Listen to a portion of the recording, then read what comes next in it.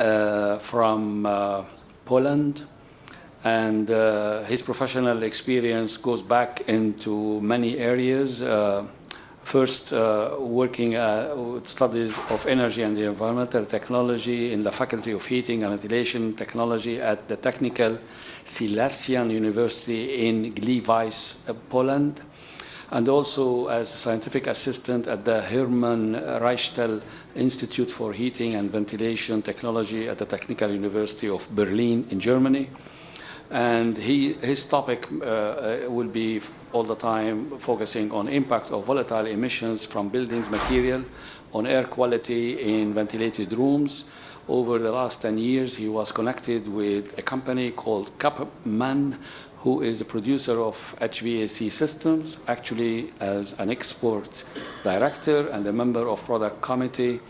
He participated in the development, design, optimization of manufactured HVAC products, a decision on the new products, new development, improvement of the product, and coordination of the project team. Most interested in practical solution for heating, cooling, ventilating in indoor comfort area. I apologize for the delay and hope that with the complications of having direct Skype meetings that things will go well. Appreciate your understanding. Mr. Maciej, please go ahead.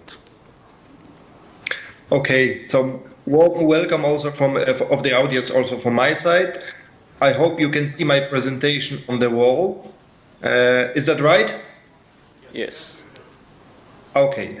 So I would like to repeat, my name is Maciej Danielak, and today I would like to take your next 25 minutes and say something about combination of two systems, centralized and decentralized one in the building, and the benefit resulting from that.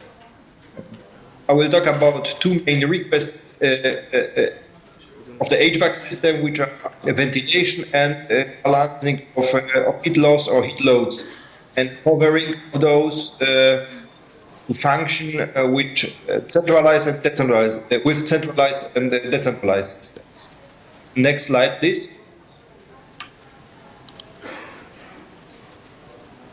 Okay. Yes, yes. This is the slide with agenda or with acknowledgement? Introduction. Introduction. Okay. So first, I would like to explain myself by the audience that I'm physically present on the conference because of my private reason. I couldn't come to Beirut. I regret this, and that I'm not able to meet you personally. And undoubtedly beautiful city and Lebanon country. At the same time, I would like to the organizers of the conference for the possibility to give my presentation online. So thank you one more time. Agenda in a couple of words. After a short introduction, in a topic of indoor comfort, I will follow with HVAC system classification, separation of hygienic and caloric function, and control of both systems. Then I will pass to a short analysis of the example, and I will finish with conclusion and eventually discussion if any question are raised. Next slide, please. Okay. I think that is for all of you just a simple reminder, but I start with the basic for a daily work issue, namely indoor comfort. This is the main sense of HVAC sector. We are a rising building. We are building to create a user comfortable indoor conditions. This is the main function of most building because most of us are spending about 90% of the day in closed rooms. It shows how important is it for our comfortable. How important is the climate indoor area. The main part of indoor comfort are, as shown on the slide, are thermal comfort, indoor quality, lighting, and acoustics. I repeat, we are building to protect us from outside and create indoor conditions which will be, for most of us, of the user comfortable. Of course, not for all of us in the same time, but for most of us. First, after specify those parameters, we can analyze how to reach this condition in most efficiency way to energy consumption, environment friendly, and so on. Sometimes in my standard work, my impression is that energy saving is the main or only one analysis part of the investment. And it is forgotten that still indoor comfort has to be kept. If not, then there is no sense to follow this investment. If we follow the logic, how to save energy and costs, then we will realize that the tent, simple tent, is the best solution. Cheap in investment, consume less energy, and cheap in use. But will the user feel comfortably inside the tent during work, night, rest day? No. Next slide, please. Okay.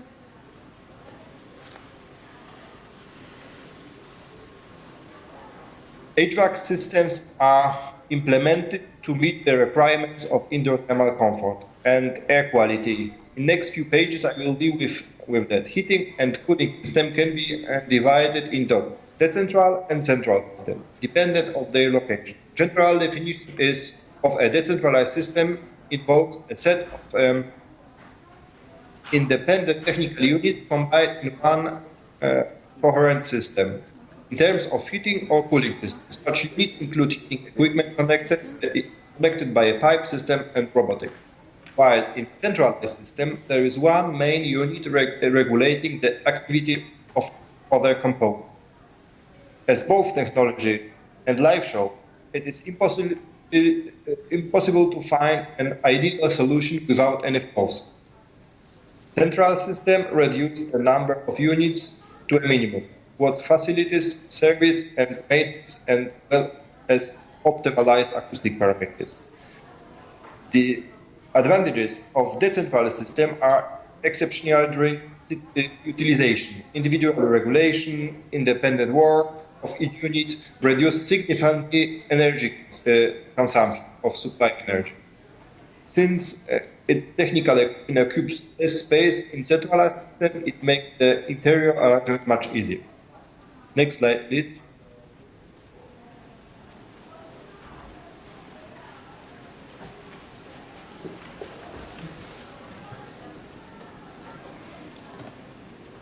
Do we have next slide? Okay.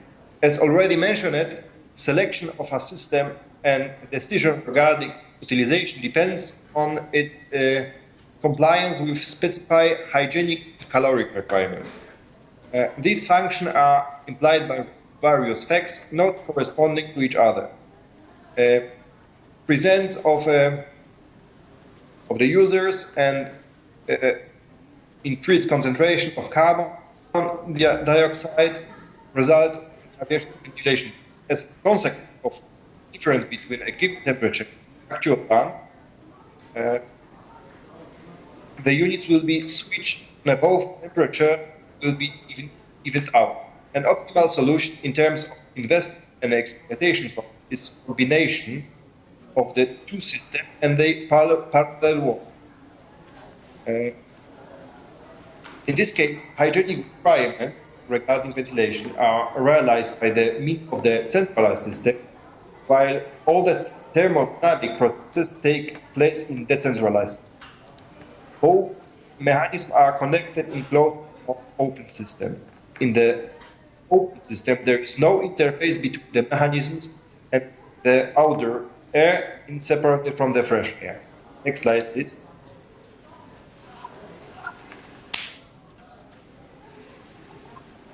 The combination of centralized and decentralized system in one building result in significant exploitation efficiency, reduction of current utilization, and simplification of regulation system. The inflow of fresh air and the proper quality of indoor climate is controlled either according to time mode or by means of carbon dioxide detectors. Due to the fact that the outside air generates the largest cost because of the necessity to heat it in the winter and cold it is in summer, it should be used in an optimal way, create suitable interior conditions. Heating or cooling is related to circulation mode, where the relevant option is switched on by the thermostat or as a result of the user's decision. It is important to underline that separation of hygienic and caloric function results in the independent control and does not affect the individual functionalities. It is a great advantage, especially in consumption with comparison with complex algorithms applied to control central system. Central system is only responsible for controlling the indoor air quality, while decentralized system ensure the energy balance in a room. Both airflows resulting from these two systems do not affect each other. It happens because both outer air system and air circulation system are open mechanisms. The visit of the decentralized system and the inflow of fresh air result in a proper maintenance. Next slide, please. Thematic. The combination of decentralized system, so the combination of central decentralized system looks as this example, simple example. AGU in the middle of the picture is connected through the duct piping or air duct with decentralized standard circulation units. Next slide, please.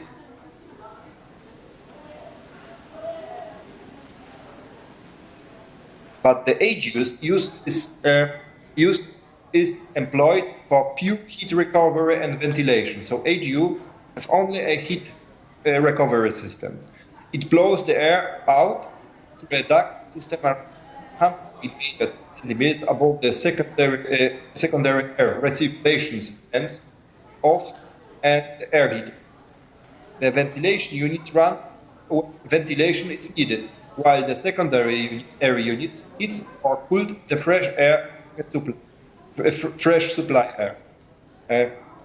The secondary air unit runs only in heating or cooling if it needs. Secondary air mode avoids excessive ductwork and the heating coils with associated air resistance, such as bypass and long air duct. When the ventilation air is activated and the room requires no heating, cooling, or fresh air provides proper temperature regulation, the central mechanisms are deactivated, they are not running. When there is a necessity to provide some heating or cooling, the central mechanisms are working in circulation mode. Secondary air consists of circulation air and fresh air provided directly through the central system. It is, however, ensured by open hydraulic systems. The ducts are in open systems. Next page, please. Integration of central supply system and outdoor heat recovery as well as central heating cooling up combines the advantages. The heart of integrated system is air handling unit, which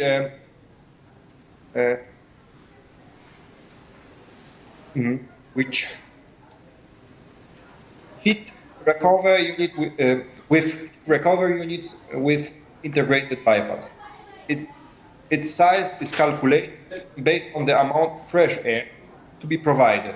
So it's calculated for hygienic function, which is usually smaller as compared to caloric needs of a given room. The air, which was initially prepared in a heat exchanger, is additionally heated up or cooled once it is in a room. Since the air side of the central unit is hydraulically separated from the system, the central unit is working depending on the need for mixing or circulation air. The energy saving results from the performance of central decentralized installation can be attributed not only to faster and more exact control system, but also to lower electro consumption of the fans. Next page, please. The analysis of the decentralized system involves calculation of energy consumption of fans in relation to individual airflow in selected time range and summing up the result. In this case, maximum airflow is not selected. The analysis involves following the relation shown on the screen. Finally, for selected airflow volumes, nominally power of fans is adjusted. Analogical processes take place in terms of circulation. Next page.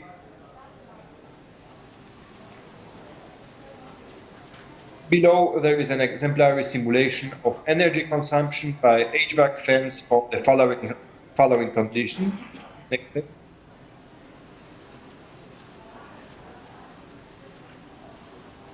This example was prepared for one zone room with area of 700 square meters. Next follows some short summary with results of electrical energy consumption of the fans in both systems. So we are talking here only about electrical energy consumption by the fans. Next page.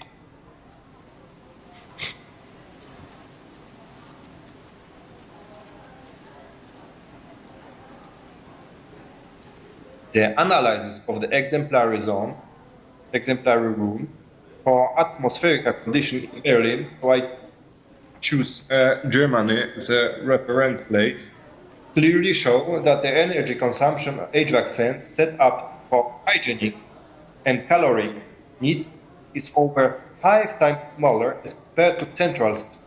So here calculation result with consumption of almost 5,000 kilowatt hours. Next page. When the central decentralized system and his electrical energy consumption for all fans needs not the all 1,000 kilowatt hours. Next page. Although the analysis and juxtaposition are not possible without discussion, detailed assumption, the following simplified comparison of central and decentralized system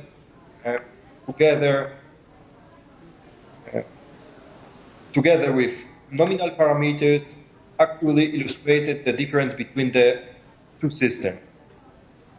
The value for the lower comparison were assumed based on the simplified calculation. The calculation is quite naive, complicated. This accuracy is, however, in my opinion, sufficient to show the difference in the values. Let's shortly compare three situations between central and decentralized systems. Here, no need for fresh air. The caloric function, circulation air is the same, but due to the work of the AGU with having ducts, lower efficiency of fans and air resistance of all components, even not activated. In AGU, the power of the fans in central system is on the sequence higher. Next page.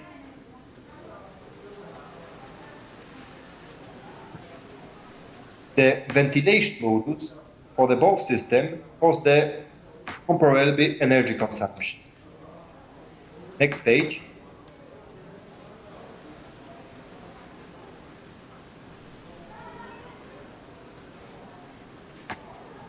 Are the both function hygienic and caloric active, then it results with those key features. Still, the combination of central decentralized system use less energy as a standard combined AGU. Next page. Both systems perform the same task in the room. That is the main point of the comparison. So we have both systems and the same results in a room according to indoor comfort. But they need different capacities. This can be clearly seen when calculating the power consumption of a fan compared to a pump for transporting 1 kilowatt. What will certainly be of a benefit in a central decentralized solution. In the easy controllability and exact adaptation of the system to the requirements of the building and to the user in terms of temperature and air quality. Next page. So, after this, I would say, simple example and simple story, we are coming to the conclusion.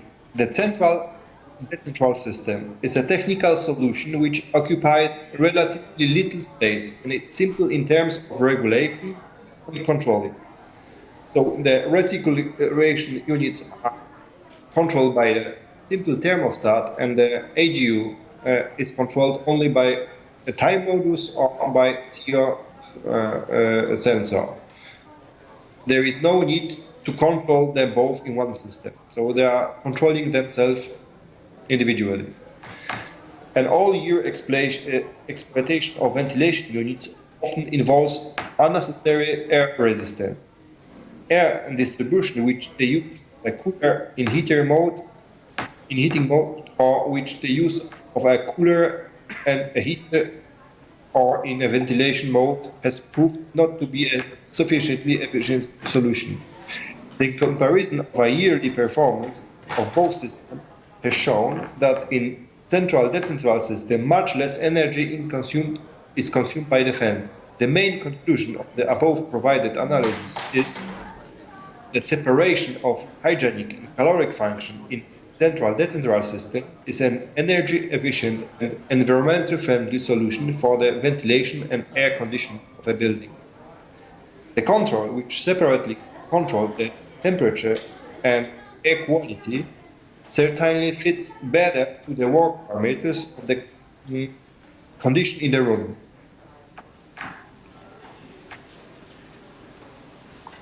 One can therefore assume that the operation which a central-decentral system will consume less heat and cooling energy than the central system.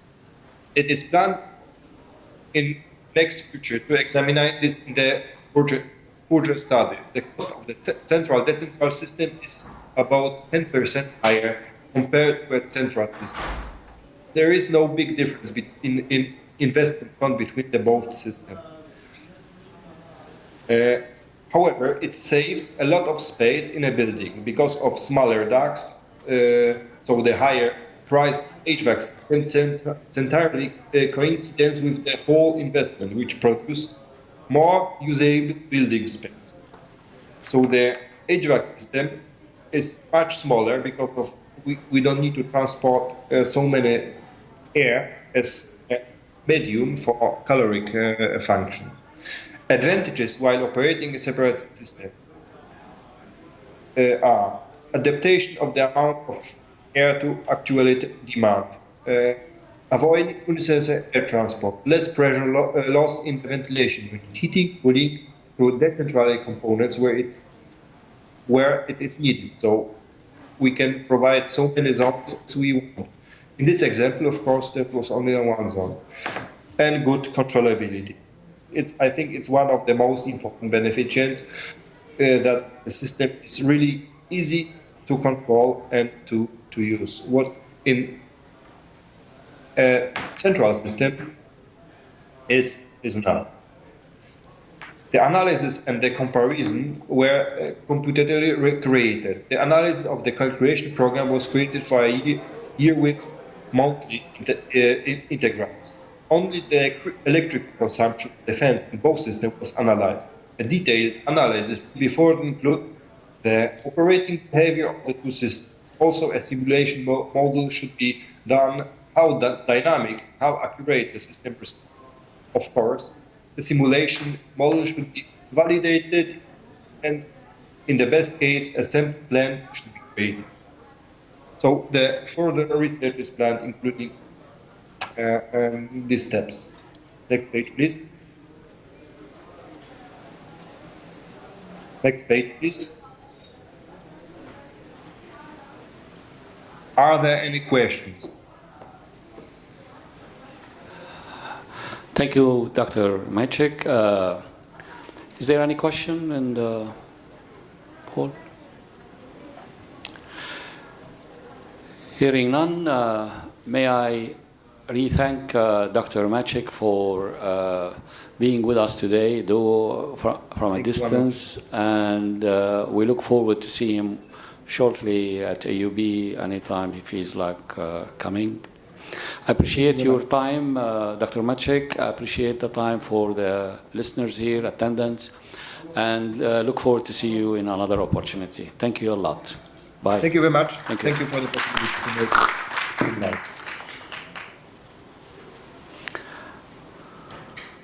With that, I'd like to invite all to go to the third floor to see the sponsors and further for lunch if you are invited. Thank you so much.